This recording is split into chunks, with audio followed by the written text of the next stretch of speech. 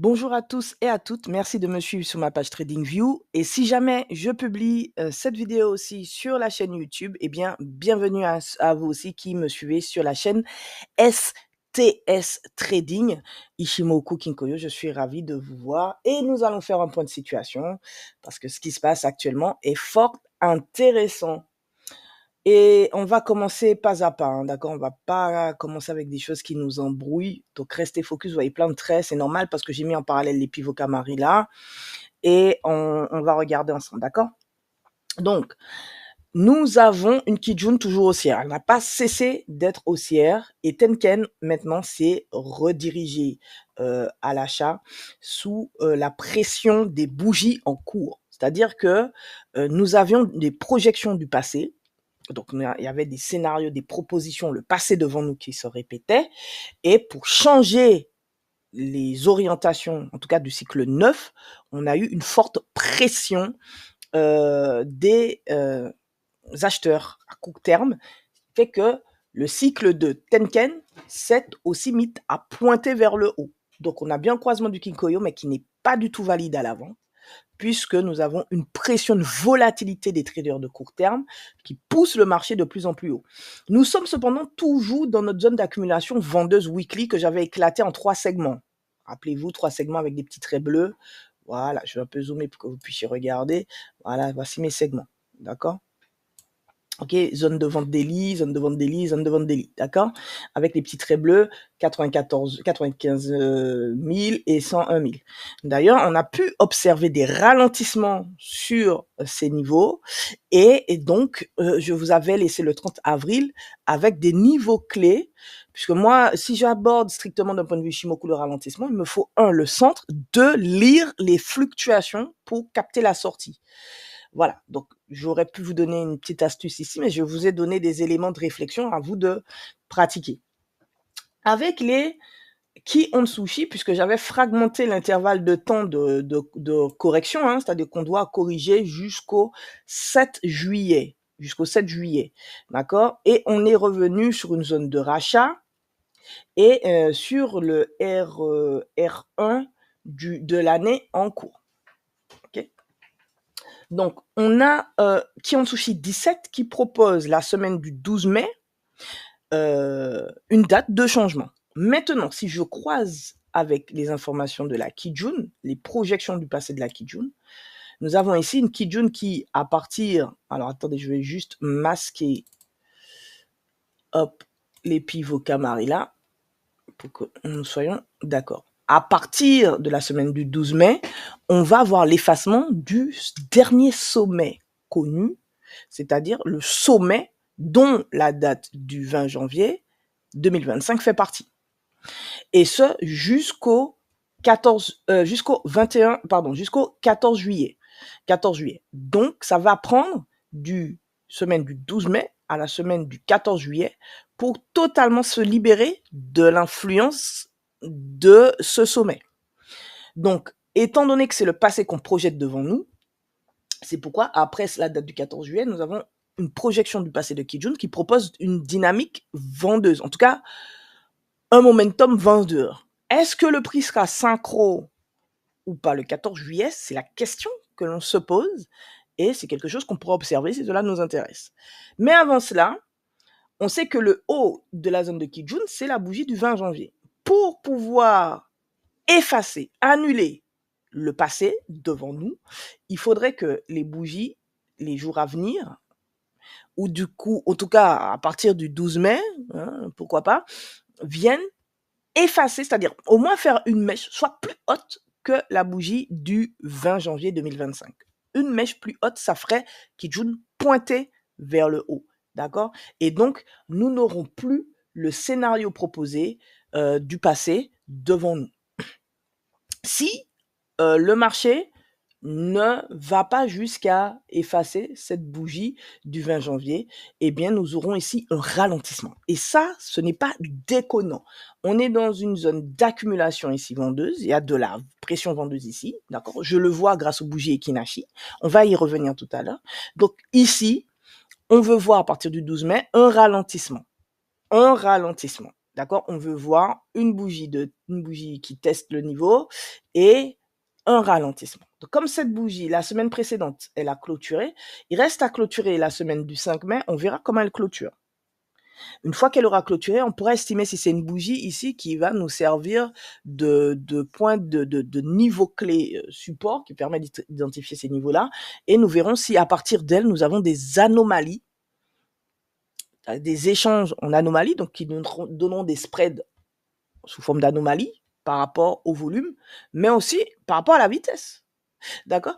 Et un élément déclencheur pour prendre un retracement et un marché qui se plie et retrace jusqu'à un autre niveau d'accumulation. D'accord? C'est bon? C'est clair? Notez qu'il y a 3 questions. Pour ceux qui sont sur mon Patreon, donc faire le Patreon, le coaching, formation, appelez ça comme vous voulez, d'Ishimoku, là où je partage mon interprétation d'Ishimoku, il y a 3 questions qu'il faut absolument répondre. Jusqu'où va le marché? Comment réagit le marché sur ces niveaux? Et combien de temps dure un mouvement? Quand vous voyez qu'il y a un mouvement en cours, posez-vous la question de combien de temps va durer ce mouvement, premièrement. Deuxièmement, identifiez un niveau sur lequel le marché peut réagir. D'accord? Et comment le faire? Vous pouvez utiliser des outils. Donc, moi, j'utilise les Ekinashi. Volume Profiles. Et vous pouvez aussi associer les pivots Camarilla que je mets parce que je sais que des fois, les personnes ne sont pas très à l'aise avec tous ces éléments. Cela peut vous donner des niveaux clés. D'accord? Maintenant, ce n'est pas tout d'identifier un niveau. Il faut comprendre la méthode qui va permettre de valider que ce niveau est réactionnaire ou pas. C'est-à-dire que les forces contraires qui s'y trouvent par rapport au mouvement en cours vont remporter le match. Donc, l'étude de VSA permet d'identifier sur un niveau de marché comment les acteurs réagissent et à quel moment cela peut partir. Moi, je l'ai adapté, je l'ai reporté et adapté sur les Ekinashi, c'est super top, parce que c'est très clair, c'est ça, élément déclencheur, on prend le trade. Donc ça, je l'explique à ceux qui sont sur la partie privée. Voilà. Et comment on prend un trade? Eh bien, en long, en large et en travers, je vous ai donné des setups de prix et aussi le setup de renversement intra-roll qui est pour moi un setup Sanyaku. Un setup de momentum. Les Kyuju sont verts, ça va faire 2 cycles de Kyuju verts. Bien sûr, il faut attendre la clôture de la bougie en cours, weekly, pour valider cette sensation de hausse. Et tant qu'il n'y a pas, au niveau de mes Kyuju que j'ai adapté, de faiblesse dans un des cycles, c'est une position acheteuse que je vais maintenir. D'accord? Ok, donc ça c'est aujourd'hui ce qu'on a sous les yeux. Donc les dates. Attention à la semaine du 12. Tenken aussi va se mettre à plat dans ses projections. Pourquoi? Parce qu'on va effacer un creux. Donc le cycle de Tenken étant positif, on va effacer un creux. Donc l'effacement de ce creux peut aller jusqu'à la date du 2 juin. Donc on sait que pour changer le cycle, les projections du passé de Kijun, il faut monter jusqu'ici, même faire une mèche, ce serait largement suffisant, effacer la bougie du 20 janvier. Mais pour que le prix puisse continuer de monter, il faudrait que en cycle 9, aux alentours du 2 juin, on ait un marché qui repart à la hausse. D'accord? Donc, il y a 2 niveaux qu'il faut observer. Si vous voulez faire de l'intraday, observez le comportement du cycle de Tenken, d'accord, de weekly, pour des trades qui durent quelques jours, 3 jours par exemple, ou même une journée. Comme ça, vous savez que en ce moment, le cycle 9 est un cycle qui va tomber dans une certaine neutralité. Donc, il faudra attendre la clôture de cette semaine et observer des anomalies, c'est-à-dire un ralentissement pourrait se produire en daily entre maintenant et la semaine du 2 juin. Si nos 2 équilibres sont projetés par le passé à plat, on a aussi la SSB qui, elle, n'a pas du tout effacé dans sa mémoire le dernier creux connu. Donc, nos 3 équilibres seront plates. Donc, ce n'est ni l'influence des 26, des 9 et des 52 dernières périodes qui vont faire bouger ce marché. Le marché pourrait donc ralentir et il faudra observer ce ralentissement et pourquoi pas retracer, revenir sur une zone d'accumulation acheteuse ou au contraire s'enfoncer plus profondément. Et on a jusqu'au 7 juillet pour finaliser le retracement. Je vous rappelle juste qu'on a fait une N de hausse, on a fait un sommet de type N en Ichimoku et qu'il serait naturel de vous faire un retour à l'équilibre, c'est-à-dire 50% de baissée avant le temps du 7 juillet, c'est-à-dire sous l'influence de la poussée. On est déjà dans une structure où le marché tente, on nous informe de partir à la hausse. On sait qu'on est sur un niveau d'accumulation vendeur et on a des projections du passé qui nous annoncent un ralentissement sur ce niveau. Si on est synchro avec le passé, c'est ce qui va se passer. Si on est désynchronisé et si on veut effacer la projection du passé de Kijun, il faut au moins faire une mèche sur la bougie du 20 janvier à la hausse. De même, pour effacer la projection de Tenken qui propose aussi d'effacer un creux, il faut à la clôture de la bougie de cette semaine, c'est-à-dire la semaine du 12 mai, voir une bougie qui dépasse, même une mèche, la bougie de la semaine du 5 mai. Pour changer le scénario inscrit du passé, changer l'influence du passé. Ne plus être synchro avec le passé. D'accord ?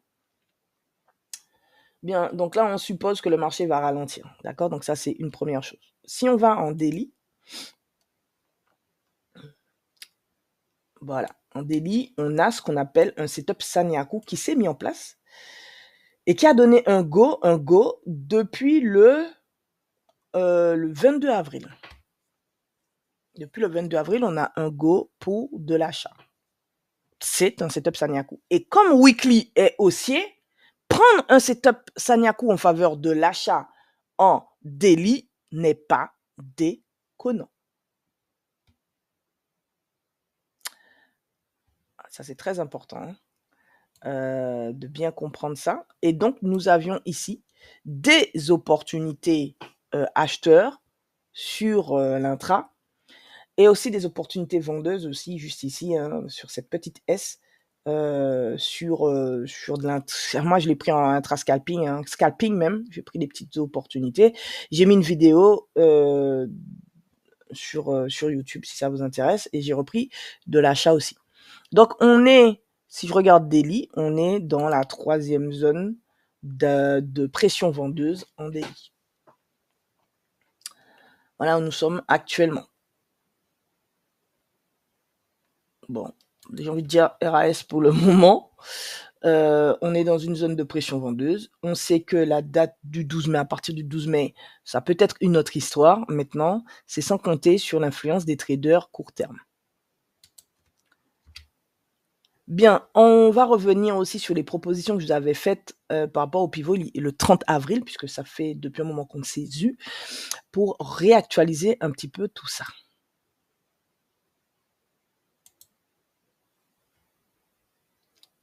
Alors, je veux juste vérifier quelque chose.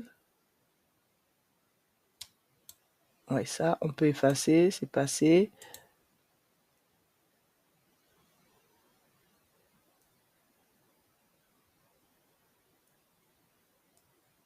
Ça met 10 plombes, j'enlève.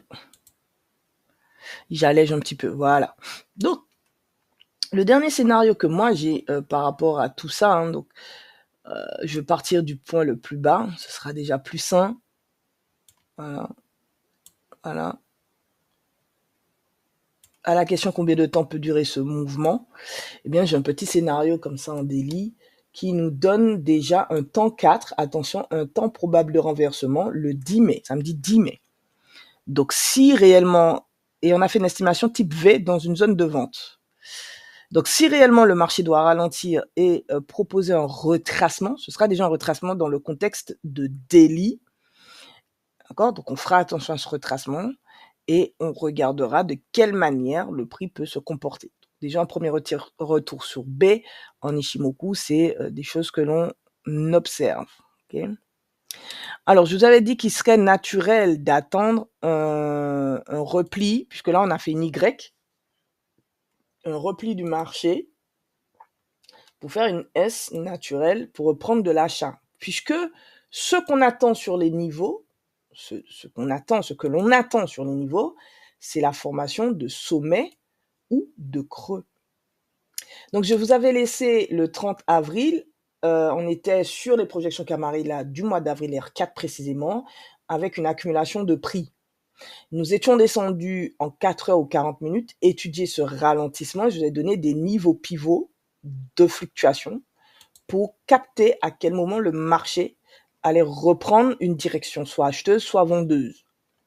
Ok, donc on était, je suis peut-être descendu trop vite, 4 heures. Voilà, on était ici, exactement. Voilà, ok, sur cette semaine. Donc on avait fait une NSP. On était exactement dans cette zone-là autour du 30, c'était le 30. Ici, vous avez dit que pour partir à la hausse, il faudrait rompre le pivot de la fluctuation P, embarquer la bougie du 25 avril 14 heures, donc ce qui nous ferait une N de sortie pour attendre une S pour acheter. Voilà, c'est simple. Et pareil pour la Y, la S baissière vendeuse, vous avez donné le niveau et vous avez donné aussi les niveaux Camarilla qui pouvaient être susceptibles de voir le prix réagir. D'accord? Donc, retenez qu'en Ishimoku, on ne cherche pas à chercher une zone de rachat ou de vente dans un range. On identifie le centre du range et on regarde par rapport aux fluctuations combien de fois le prix revient sur ce centre pour se libérer. Donc, moi, je combine le centre de croisement Shin-Kupri et les enchaînements de fluctuations. Donc, après, vous pouvez estimer le temps, soit par impulsion, soit par onde V au sein de ce ralentissement. Donc, c'est plutôt intéressant. D'accord? Donc, il y avait de quoi faire en intra pour venir chercher la R4, de quoi faire en vente pour venir chercher soit la R3 du mois d'avril ou la S1 en projection du mois de mai. Bien, donc, aujourd'hui, nous sommes ici. On observe un ralentissement du prix dans cette zone. Donc, si on veut estimer, par exemple, les projections du marché, on peut faire un scénario de type ABC. OK? Et on a fait ici une estimation EV. On a un temps 4 le 10 mai, 14 heures. Et on a un retour à l'équilibre qui devrait se faire aux alentours du point B. Aux alentours. Donc, rajouter et confirmer cela avec des niveaux d'accumulation. Donc, on a une accumulation autour de la Kijun, attention. Et donc, ça peut, et on a la R3, R2 qui est synchro avec le point B, retour à l'équilibre de E et de V. Donc, votre boulot, lorsque vous tradez, je me répète, c'est de poser 3 questions. Jusqu'où va le prix? Jusqu'où va le prix revient à identifier des niveaux de marché. Il y a des outils qui permettent de travailler et d'identifier des niveaux de marché. Si je vous dis que bizarrement, le premier outil pour moi, c'est Ekinashi, croyez-le, Ekinashi est un bon outil pour identifier des niveaux de marché. Il se rapproche même du volume pro-false. Lorsqu'on les croise, on trouve les mêmes niveaux, les mêmes zones. Donc, volume pro-false Ekinashi, VSA, parce que la manière dont le prix va réagir, son spread et la force du volume permettent d'identifier des niveaux de marché, clairement. Et ensuite, que faut-il observer sous des niveaux de marché? Il faut observer le comportement du prix et des échanges. Donc, soit vous le faites au moyen des volumes, donc il faut étudier VSA pour savoir quelles sont les étapes d'observation, ou vous pouvez le faire grâce à ce que Bill Williams a fait, la vitesse du momentum. Parce que quand un prix arrive sur un niveau de marché, il arrive dans le cadre d'un momentum et dans le cadre d'une vitesse. On peut observer un essoufflement de cette vitesse, des anomalies et avoir un élément déclencheur pour prendre un trade. C'est exactement ce que j'explique dans ma méthode sur le Discord privé. Donc, Voici pour le moment les scénarios de 4 heures aujourd'hui et à venir. Il faut étudier, voir si le marché ralentit. Attention, on a un plaquage dans 4 heures qui va durer jusqu'à samedi 10-18 heures. Soyez prudents sur les marchés, n'hésitez pas à me suivre sur Trading